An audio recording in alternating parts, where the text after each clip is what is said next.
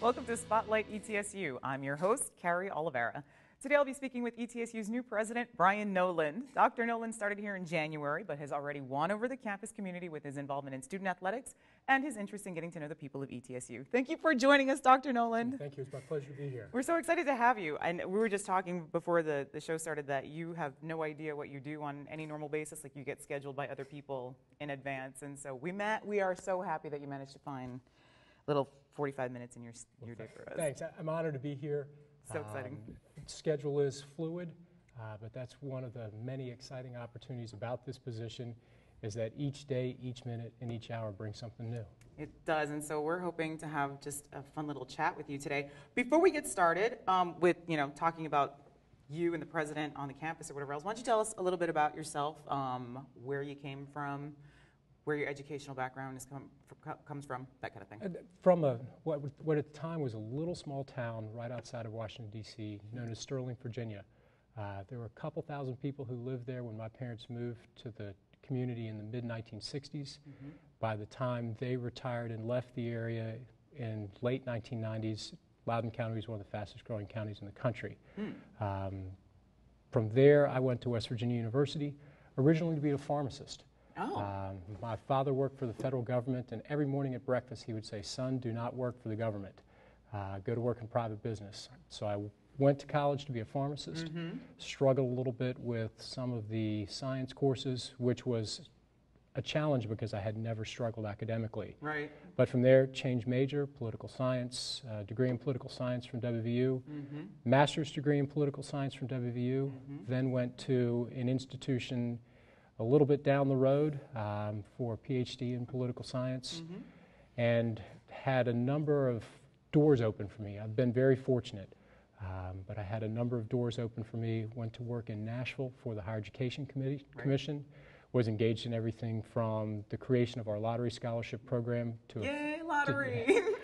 Scratch off those tickets. Yes. To a few other things, and then had the chance to return to West Virginia in service to their state's higher education system, where for the past 6 years I've served in the capacity of chancellor, overseeing their 11 public colleges and universities with a total of enrollment of about 68,000 students. That's a lot of students to oversee. So then you are here. now I'm here. So you started in pharmacy, and then you ended up in political science. And at what point did you decide that you wanted to be a higher education administrator? Good question. I went to college to be a presidential scholar, college being pursuing a PhD. Right. I wanted to teach. At WVU, I studied under an amazing man, Robert DeClerico, who was unfortunately retiring this spring, but a world-renowned presidential historian, and he imparted in me the passion for teaching and the passion for students. Yes. So that's why I pursued a PhD.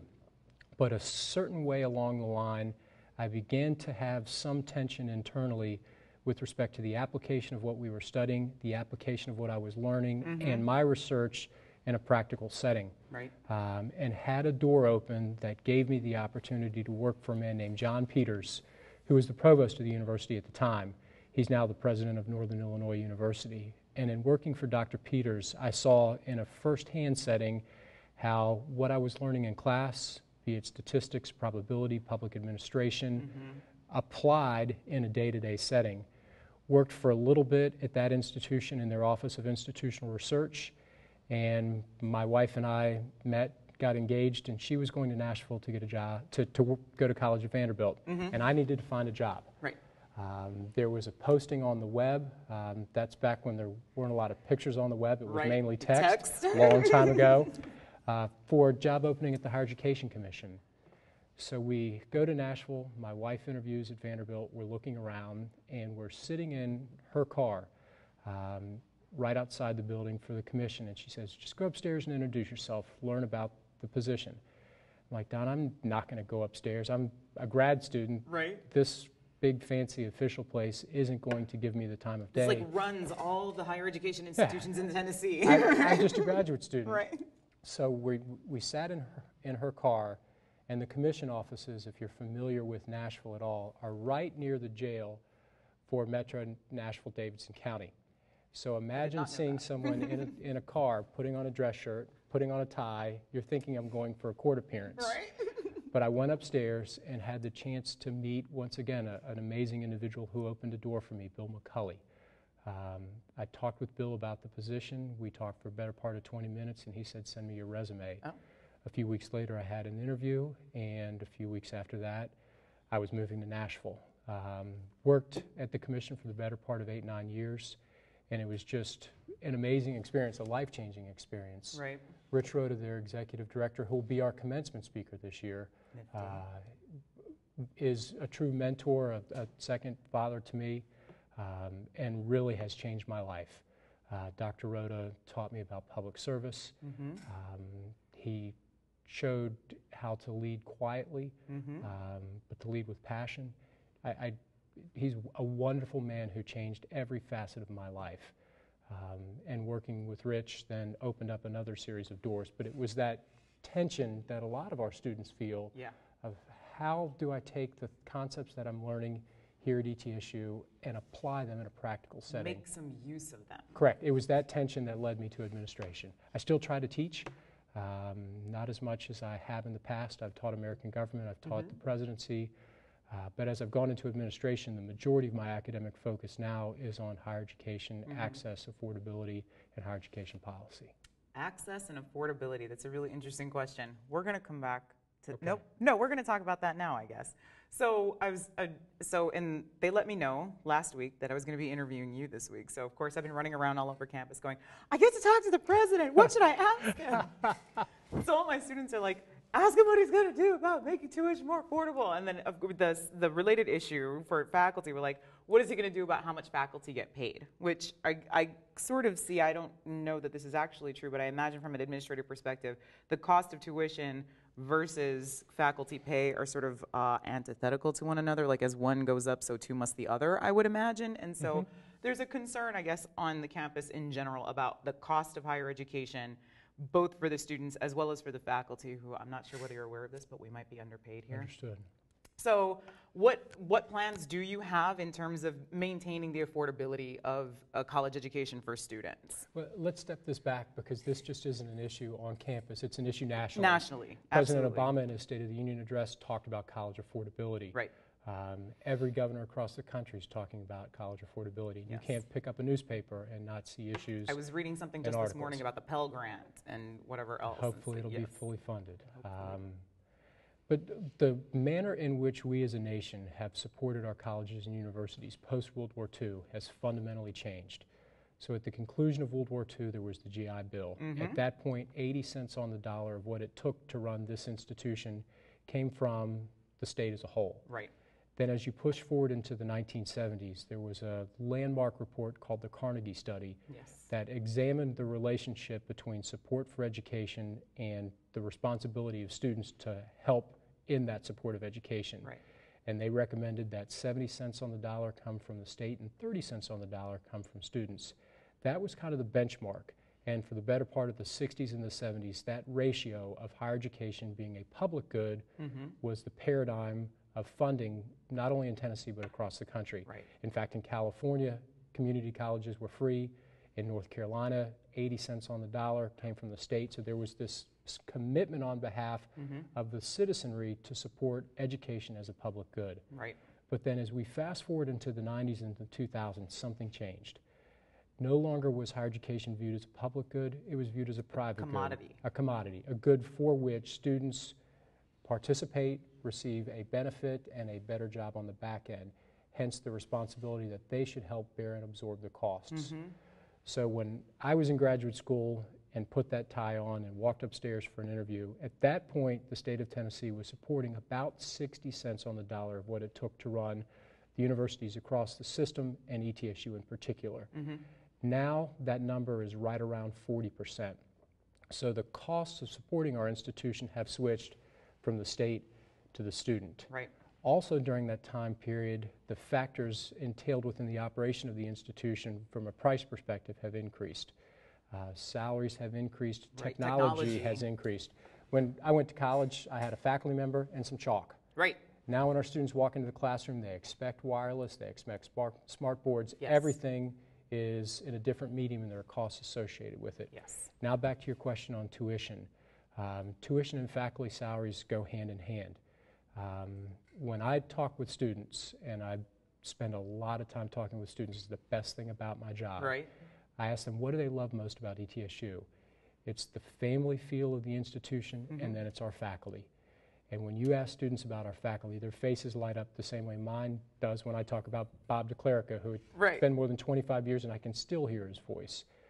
I think our students are willing to support investments in our faculty because investments in our faculty are investments in the heart, soul, and the quality of the institution. But it's going to take a shared commitment on behalf of the students and the state to move the institution forward. Right. So unless both sides of that equation are willing to share in the commitment, unfortunately, the costs are shifting more and more to students. Yes. I think it's a fact of life that tuition will increase some percentage every year for the rest of our lives because the cost of gas, inflation, it doesn't matter if it's the consumer price index or something else, costs escalate. Now, we're doing all we can to hold down costs. We're putting more courses online. We're putting in place energy efficiencies across campus. We've outsourced as appropriate in specific areas. We're running about as lean as we can. Right. If you compare our operating dollars to those of sister institutions, we're about 10% more efficient than our peers. Show us. So we're doing a lot of things well, and I apologize for such a long answer to such a short question. But when I taught at Vanderbilt, I spent an entire semester on higher education finance. Right. So I'm trying to condense a semester into 5 minutes. Right. Long and short, 20 years ago, higher education was viewed as a public good within this country. Now it's viewed as a private good, and we've shifted the cost. The negative consequence is that this generation of Americans is the first generation who has been asked to mortgage their present to pay for their future. Yes. Which is daunting, I think. Like, correct. To expect a student who's like an 18-year-old student to be like, you are going to leave the next 4 or 5 years totally in debt in hopes that whatever you manage to accomplish at the end of your degree is going to have paid for it in the end. And that's why when I talk with students, it's borrow what you need, not what you want. Right. I've told this story on a number of occasions, but when my wife and I sat down and were going through our assets and liabilities when we were getting married, she said, well, what are you bringing to the table? And I joked, I'm bringing 3 degrees, a mountain bike, and a Lexus in student debt. Yes. Now, I bought the mountain bike with a student loan. Right. That may have not been the best decision to make. I still have the mountain bike. But the point being, borrow what you need, not what you want. Yes. Because what is simple cash in hand at the time you sign that promissory note is going to take you decades to pay off. Yes. But I know the volume of student debt that I accumulated over the course of my undergraduate and graduate experience. And I truly feel for our students and have a deep appreciation, and will do everything that we can to hold down costs, because I know the tensions that it puts on students and on families. You're unable to buy a car, you're unable to buy a house, you're choosing career options that may or may not be your first preference, right? Because you have $25,000 sitting on your shoulder. And even the logistics, like while you're in school, the fact is if you're preoccupied with how you're going to pay for school, which is, I think, ultimately how students end up in more debt than they need to. It's like, it's easier if I take out more loans than I need, because otherwise I'm trying to do basically full-time hours at a job, and then I can't do the papers I need to do for my classes. And so it's this very complicated. How do you work 30 hours a week and go to college right. and juggle family? And do it all well. And do it all well.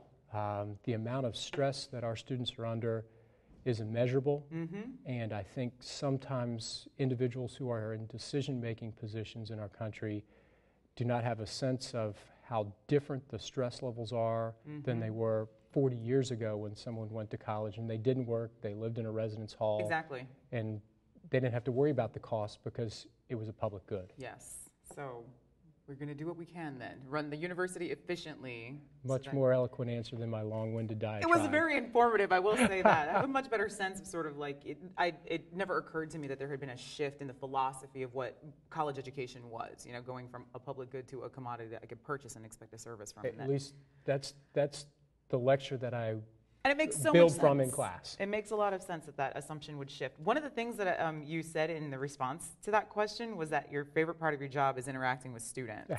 which I was going to ask you specifically about. So you've been in the office of president here since January 17th, something like that? Somewhere in there. Apparently your first day in First office day was the January. 15th, but that was a Sunday, so I guess it doesn't really count. I don't know. You told me earlier that you work all the time, so let's call it the 15th. Let's call it the 15th. So, of all the things that you've been doing in the last couple months, how are you liking it? It's amazing. It is a humbling job every day to come to work and know that you have the opportunity to provide direction, to provide guidance, and to provide leadership to this amazing family. ETSU isn't an institution, it's a family. That's a word that when I talk to people, I hear all the time. We were in the College of Pharmacy a few weeks ago meeting with students, and I asked, why'd you come to campus? What in the decision calculus made you select us over institution A or institution B?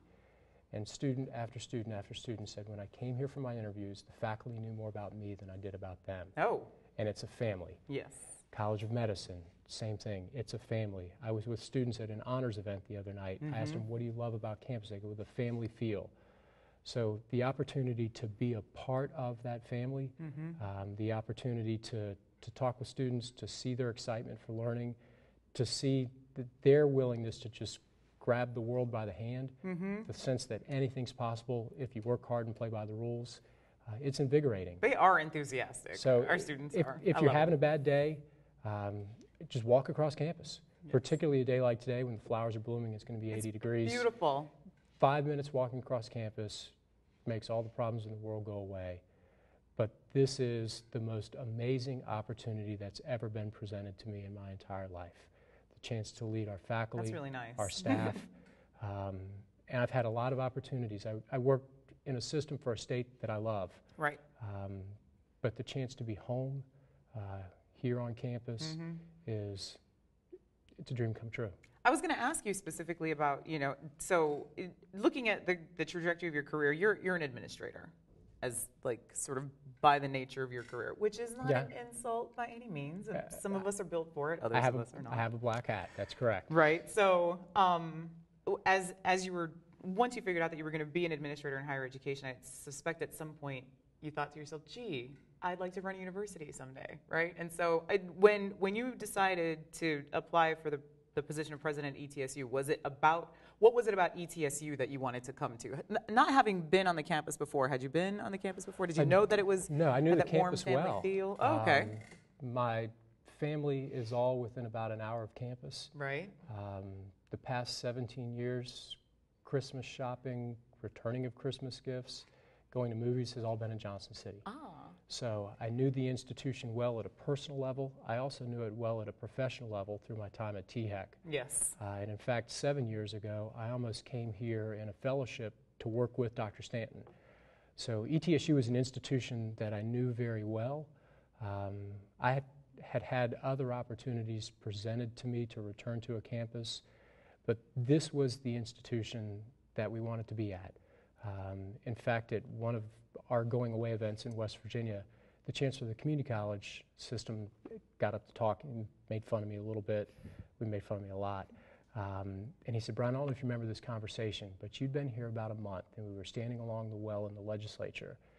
And I asked you the question, so what do you want to do after this? And I said, well, Jim, I've only been here about a month. I don't really plan on going anywhere. What else is there? I just got the job. Right. And he goes, no, really, you're in your mid-30s, you're not going to be chancellor for the next 20 years. Where do you go from here? And I told him that I'd like to go to East Tennessee State University. And very few people have the ability to have a dream come true. Right. I've been fortunate to have that occur. This is home. My family is originally from Asheville, North Carolina. Right. My wife's family's from Greenville. So this is an area that we know well. Your heart is here. Correct. I dig it. It's the place we want to be. That's so cool. Well, since you've been here, you've been doing all kinds of stuff. Like, you've been very visible. I don't know if I've done anything productive, but I've done a lot of stuff. Well, no. I mean, here's the thing. Like, changing around, making it safer for pedestrians to be on campus, all kinds Hopefully. of things. My favorite story that I'm wondering if you can eliminate, because I've recently heard a different version of this story. But So I've already become an urban myth, and I've only been here 2 months. A little bit. You went to a basketball game, and there was a student apparently wearing a University of Tennessee baseball cap. Correct. And so I don't know who brought it to your attention, but you were like, this is a problem. So you purchased an ETSU ball cap and offered it to the student. Correct. It was the game against Belmont. Uh-huh. And prior to the game, Dalton and Zach, our SGA leadership, said, you know, Dr. Nolan, watch the game tonight. There'll be a lot of people there, but watch the number of individuals who are wearing things from that institution. Right. So I paid attention, and at halftime, I went and bought a couple of hats. And I just walked up into the student section. I gave one hat to a student who was excited, put it on. I gave a really great visor to a student who looked at it for a while and gave it to his buddy. And I said, that's a great hat. I'll go back. If you don't want it, I will take it. But we have an amazing institution. We have great student athletes. Yeah. Adam Salazzo, our senior leader of the basketball team, has a 4.0 GPA, Atlantic Sun Student Athlete of the Year. Yeah. Our athletes put in long, hard hours. They study hard. They do well. Their GPA is higher than the all-campus average. And we need to support our students. We need to support our student athletes. We need to support our musicians, our artists. We need to support our students who are putting in their time, attention, and hours to making this a better place. Yes. So it was a little gesture that's taken on a lot more than I thought it would at the time. The gravity of that. Well, I've had conversations with students. So, one of our students who's very involved in student government, Michael Stockwell, I'm not sure if you know who he is. But he came into my class one day just railing, just absolutely ranting, why is everyone wearing the orange? It's not orange. And I said, listen, part of it is the culture of Tennessee. You grow up in Tennessee, you kind of a Vols fan. Like, it just happens. And so I understand that growing up in Hawaii, everybody's a University of Hawaii fan, like whether you went there or not. And so it's just part of the culture there. And I said, yeah, I understand where you're coming from. But the question I asked him was, like, listen, I got my PhD at Michigan State. So if I show up in class in my MSU track jacket, are you going to give me a bad time about that? And he goes, no, you're allowed to be proud of where you went. And I think that's what ultimately it comes down to is I think that our students need to be more proud of where they are and not someplace else, you know? There's room for multiple affinities. I agree. But your heart needs to lie with your alma mater. Mm-hmm. The thing that really gets me is the fact that at very few places around town, be it Johnson City, Kingsport, Bristol, can we purchase things that say ETSU. Right. I'm probably the best customer in the bookstore because it's one of the few places that you can buy hats, T-shirts, and they have jerseys, a variety shorts, of stuff. I get so excited. And they have a variety of stuff. Yes. Hopefully, in time, 3, 4, 5 years, we'll be able to build a sense of excitement and partnership around the institution with the community, and we'll change that. It hasn't always been that way. As with most things in life, there's a cycle, and we're in that point in the pendulum, and I'm convinced it will swing backwards. I've had a lot of conversations with our partners in city government. Mayor Banyas is outstanding, Pete Peterson and others. So I look forward to working with them and our friends in the chamber to help move the institution. Because ETSU isn't the school that it was 15 years ago. 15 years ago, we had around 10,000 students. Right. Now we're knocking on the door of 16. Right. We have world-class programs. Someone described us the other day to me as a sleeping giant. And I truly believe we are poised because of the great work that Dr. Stanton and his team have done to build an amazing foundation, to take that foundation and move it a little bit forward. I cannot say enough to thank Dr. Stanton for his service to the institution, for his friendship, and for his continued mentorship. He and I meet on a regular basis. Oh, that's very lovely. We talk through issues, we talk through opportunities, we talk through the history. He's a great person and an even better friend. Well, that's really lovely. That excites me. I know that Dr. Stanton, and I've only been here for 5 years, and so there was a lot of Dr. Stanton's administration that existed prior to my being here, but the impression I get from his orientation to the administration was to really build up the medical college and make sure that we were a presence, especially in rural medicine, where we are, and to his credit, mission accomplished. Where do you see yourself funneling your energy in terms of the academic structure of ETSU while you're here? I know that you have ambitions for, getting us out into the community and whatever else, and you have a very student-oriented approach to your administration as far as I can tell. But where's your focus going to be in terms of building academe or take that in a programs? couple of layers. Okay. Our first focus and our primary focus always needs to be on students. Yes. Students are coming to our institution, many first generation, many low income, many from rural areas, wanting to see that door of opportunity open to them. Yes. And I think we have a responsibility that when students walk through that door, we do all we can to support them in that journey and pursuit of knowledge, the life of the mind. So the accent on student success and the accent on graduation. Because if a student comes here from, let's say, McDowell County, West Virginia, where the educational attainment rate's 5%, and I guarantee you they're the first member of their family to come to college, and they go into debt, and they borrow $8,000 at the end of the first semester, the experience isn't what they thought, and they go back home to McDowell County, which is one of the counties we have in our border tuition program. Right. We've lost them, we've lost their little brother, their sister, their neighbor, the folks they go to church with. We've lost that community. There's a big old negative ripple for that. And students are going to say, I told you not to go to college. I have a car, you have debt. Right. So because of the manner in which we've changed the cost structure of higher education, along with the fact that we have, I think, a moral responsibility to support our students while they're on campus, students, and then completion. Graduation's in a month and a half. It's the most magical time of the year. It is. And I want to partner with our faculty and our staff to do everything we can to improve our graduation rates. That's at the heart of the Complete College Tennessee Act. The Complete College Tennessee Act mandates by law that that's the top priority of an institution, is to focus on graduation. So that's priority one, and then how do you trace that back? Right. For me, the heart of an institution is in its undergraduate programs. We have an amazing graduate school. We're going to build our graduate school. We're going to build our graduate programs. The Quillen College of Medicine, the Gatton College of Pharmacy are world class. Yes. They're not going to slip. They're going to move as well. But we have to put a significant focus on our undergraduate curricula, because it's that undergraduate curricula that is at the core of the Complete College Act. So the undergraduate experience, fulfilling that undergraduate experience. We have a beautiful campus. We do. We have a pedestrian safety issue. Yes. And I think it would be amazing if we could take... Did you really almost get hit by a car? No, I didn't almost get hit by a car. See? Urban legends. And I haven't hit anybody with my car. Excellent.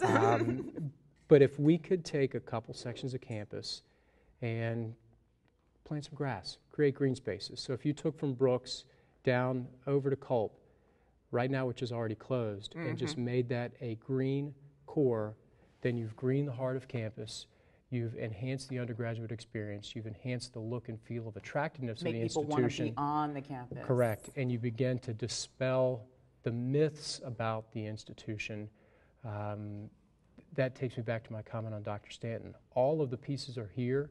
It's just taking those pieces and pushing some things to fruition. So you'll see a lot of conversation around campus in the months to come about greening that corridor. Folks say we have a parking problem. We have a walking problem. Yeah, well said. But that goes back to the priority of creating a world-class environment for undergraduate students to learn and pursue the life of the mind. Excellent. That's super exciting. I'm so excited.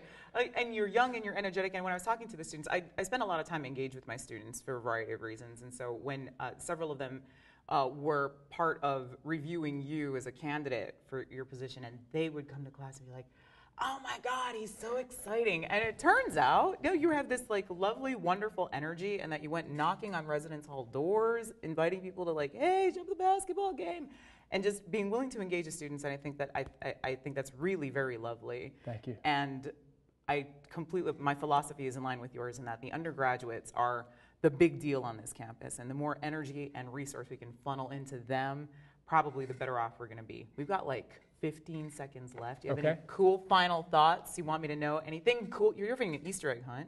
Having an Easter egg hunt. Looking forward to our spring concert here in a few weeks. Looking forward to commencement. Commencement. Commencement. On that note, I'm going to thank you so much for being here. I have enjoyed you so much. Thank you so much for joining us today, Dr. Nolan. We were speaking with University President Dr. Brian Nolan. Join us next time on Spotlight ETSU.